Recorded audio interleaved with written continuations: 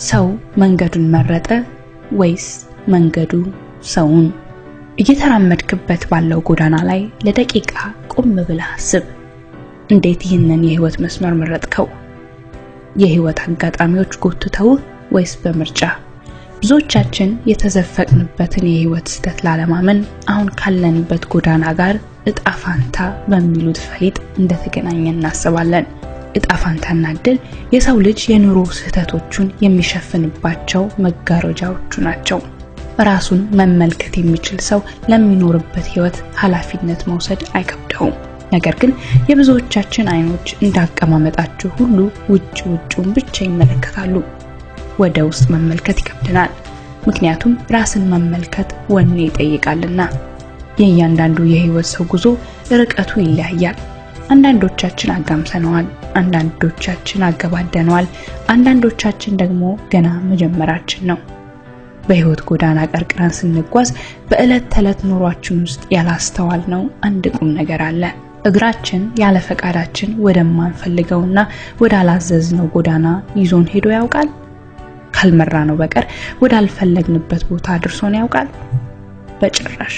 የገዛ እግራችን በገዛ ፈቃዳችንና ምርጫችን ብቻ ነው የሚመራው።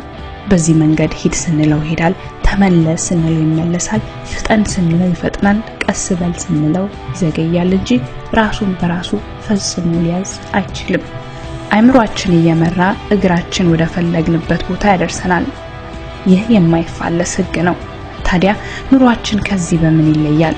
እየሄድንበት ያለውን መንገድ ካልመረጥነው በቀር እንዴት ጀመርነው? አካላችንን አዘን ወደ ፈለግንበት ቦታ እንደምንወስደው ሁሉ ነፍሳችንን አዘን ወደምንፈልገው የህይወት መንገድ ልንመራት አይቻለንም? ትክክለኛው ጎዳና ካልሆነ ከመመለስ የሚያግደን ምንድነው? ነፍሳችን ስትዘገይ ፍጠኝ፣ ስትፈጥን ቀስ በይ ልንላት አይቻለንም? ሰው መንገዱን መረጠ ወይስ መንገዱ ሰውን መረጠ? ታላላቅ ሰዎች ታላቅ የሆኑበት ቁልፍ ሚስጥር መንገዳቸውን መምረጥ እንደሚችሉ ከጅምሩ በማመናቸው ነው። ውድቀታቸውንና ስህተቶቻቸውን በእድልና በእጣ ፋንታ መጋረጃዎች አልሸፈኑትም። ይልቁንም ራሳቸውን ተመልክተው መንገዳቸውን ቀየሱ እንጂ። ማንም ሰው በመጀመሪያ ሙከራው ትክክለኛውን ጎዳና አያገኝም። እየሄድክበት ያለው መንገድ ልክ ካልመሰለ ተመለስ። መድረስ ወደ ፈለግክበት የሚያደርስህን መንገድ ለመቀየስ ፈጽሞ አትፍራ።